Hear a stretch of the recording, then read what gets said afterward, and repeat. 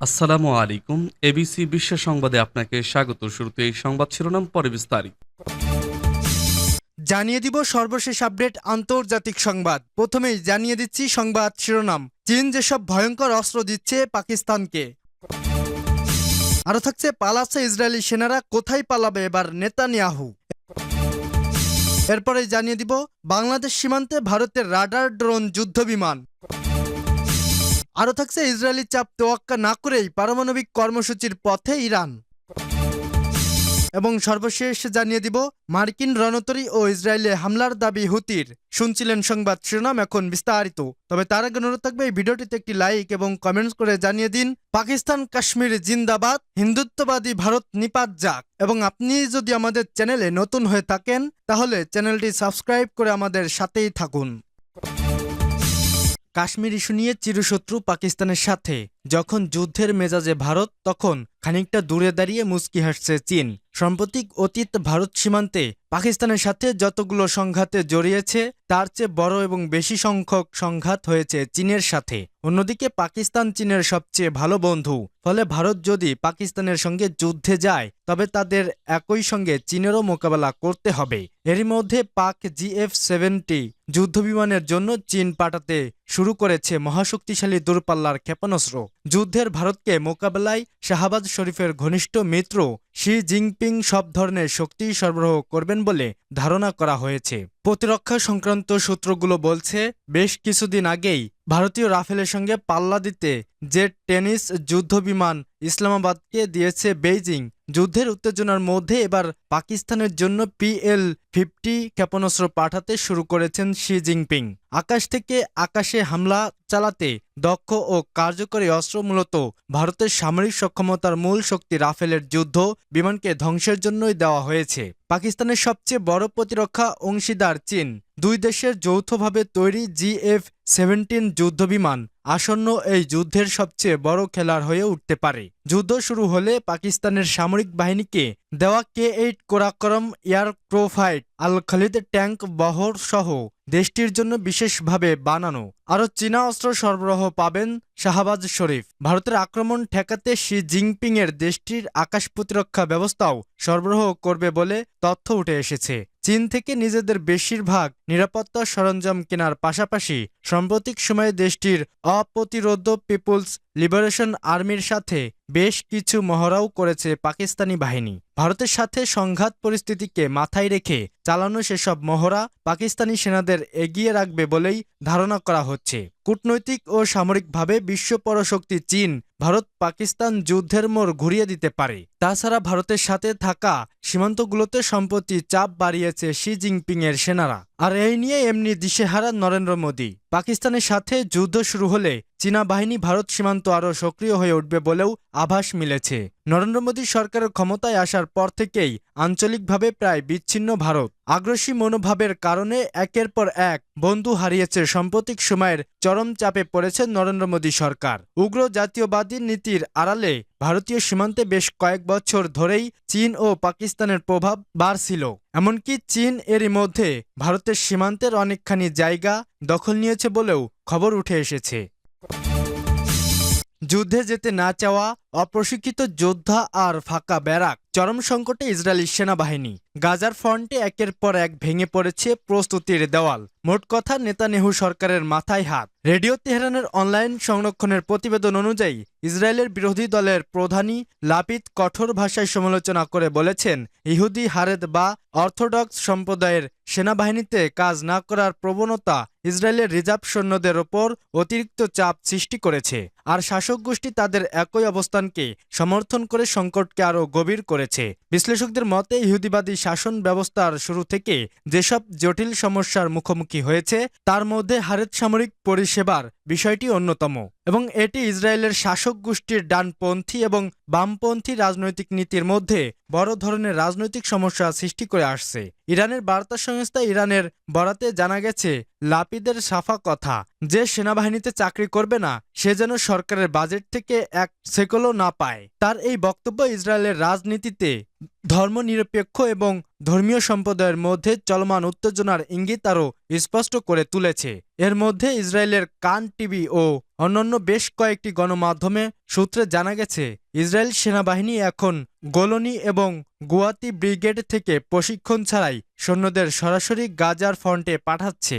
গত ডিসেম্বর থেকেই দেশটির সাবেক প্রধানমন্ত্রী নাফতালি বেনেটের মতো নেতানিয়াহুর সেনাবাহিনীর ব্যারাক নাকি ফাঁকা হয়ে যাচ্ছে। সম্প্রতি টাইমস অব ইসরায়েলের জেরুজালেমের পোস্টের মতে গণমাধ্যমগুলোর প্রায় তিনি জানিয়ে আসছেন প্রায় 20,000 সৈন্যের ঘাটতি রয়েছে ইসরায়েলি সেনাবাহিনীতে। তেল আবিব থেকে প্রকাশিত ইয়েদিত আহরত নামে জনপ্রিয় একটি পত্রিকার প্রতিবেদনে বলা হয়েছিল, গাজায় দীর্ঘস্থায়ী সংঘাতের কারণে ইসরায়েলি সেনাবাহিনী চরম চাপের মুখে পড়েছে। রিজার্ভ ও সক্রিয় সদস্যের সংকটে দেখা দিয়েছে। এমন সময় কখনো আসেনি যখন ইসরায়েল শাসন ব্যবস্থার এত পরিমাণ সামরিক বাহিনী প্রয়োজন হয়েছিল। এদিকে গেল বৃহস্পতিবারও হামাসের হামলায় ইসরায়েলের এক সৈন্য নিহত হন। এ সময় আরও কয়েকজন আহত হয়। একে তো হামাসের হামলা, এর সঙ্গে যোগ হয়েছে ইয়েমেনের হাসান নাসরুল্লাহ বাহিনীও। শনিবার ২৬ এপ্রিল ইয়েমেনের সশস্ত্র বাহিনী ইসরায়েলের নেগেভ মরুভূমির নেগেটিভ বিমান ঘাঁটি লক্ষ্য করে প্রতিশোধমূলক হামলা চালায়। দেশটির ব্রিগেডিয়ার জেনারেল ইয়াহিয়া সারি এক বিবৃতিতে জানান, এই হামলায় দেশীয় প্রযুক্তিতে তৈরি ফিলিস্তিনিত হাইপারসনিক ব্যালিস্টিক ক্ষেপণাস্ত্র ব্যবহার করা হয়েছে। একদিকে ফিলিস্তিনের স্বাধীনতাকামী সংগঠন হামাস, অন্যদিকে লোহিত সাগরের মূর্তিমান আতঙ্ক হয়ে উঠেছে ইয়েমেনি বাহিনীর হুটহাট হামলা। মরার উপর খাড়ার ঘা ইসরায়েলি সৈন্যর সংকটে। সব মিলিয়ে বেশ বিপদেই রয়েছে নেতানিয়াহু সরকার, এমনটি মনে করছেন বিশ্লেষকরা। বাংলাদেশের দিকে এভাবেই বন্দুক তাক করে আছে ভারতের সীমান্তরক্ষী বাহিনী। চলছে জল, স্থল এবং আকাশপথের কঠিন নজরদারি। সীমান্তে অত্যাধুনিক রাডার ড্রোনের মাধ্যমে নাইট ভিশন ক্যামেরা দিয়ে নজরদারি চালাচ্ছে ভারত বাহিনী।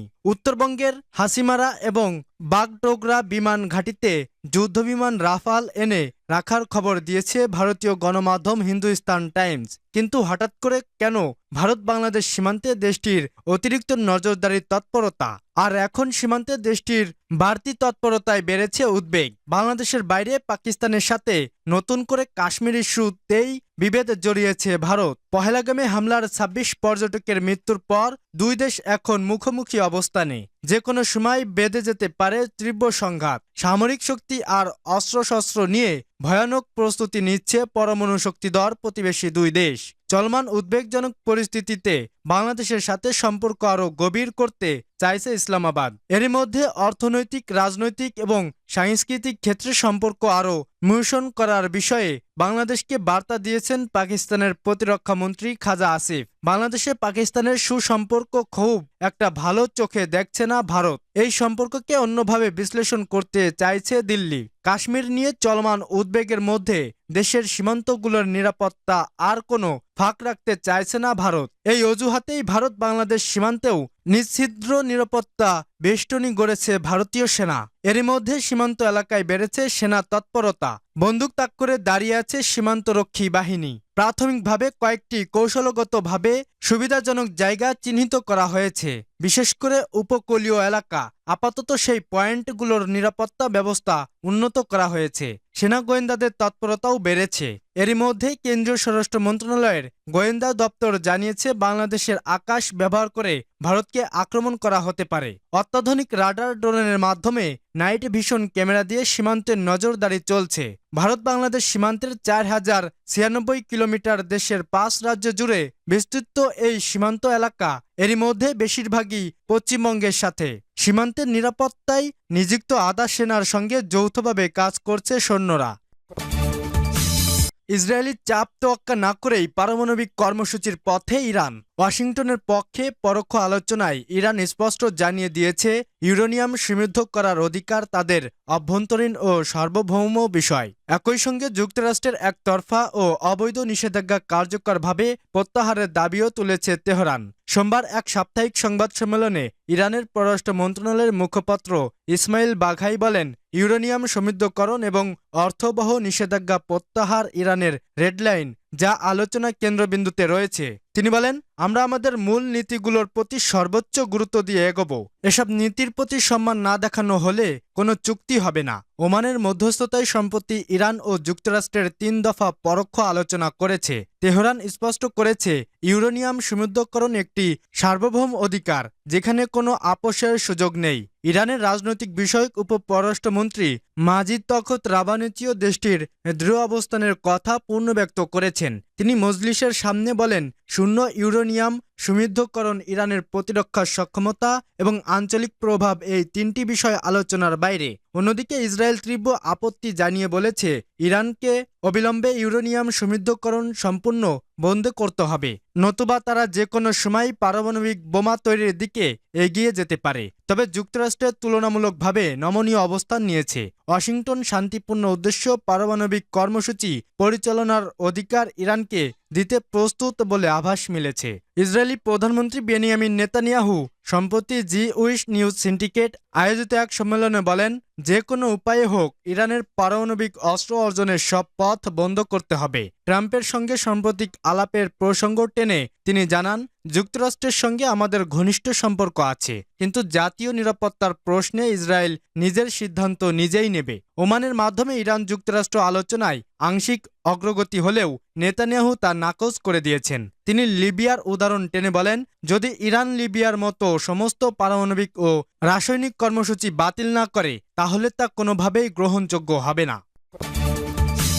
মার্কিন রণতরী ও ইসরায়েলে হামলার দাবি হুতির। ইয়েমেনের সশস্ত্র গোষ্ঠী হুতি লোহিত সাগরে ইউএসএস হ্যারি এস ট্রুম্যান বিমানবাহী রণতরী এবং মার্কিন নৌবহরের বিরুদ্ধে 2টি পৃথক প্রতিশোধমূলক অভিযান পরিচালনা করেছে।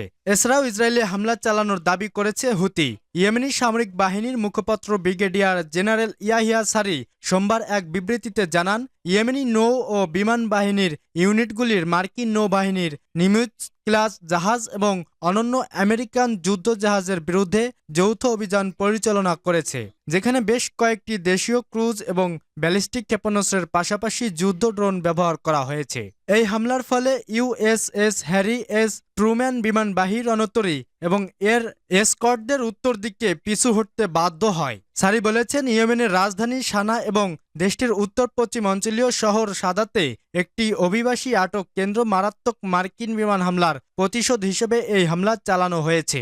সারি বলেছেন, ইয়েমেনের বিরুদ্ধে চলমান আগ্রাসন বন্ধ না হওয়া পর্যন্ত ইয়েমেনি সশস্ত্র বাহিনী মার্কিন নৌবাহিনীর জাহাজ এবং লোহিত ও আরব সাগরে সমস্ত উপকূল যুদ্ধ জাহাজকে তারা এবং লক্ষ্যবস্তুতে পরিণত করা অব্যাহত রাখবে।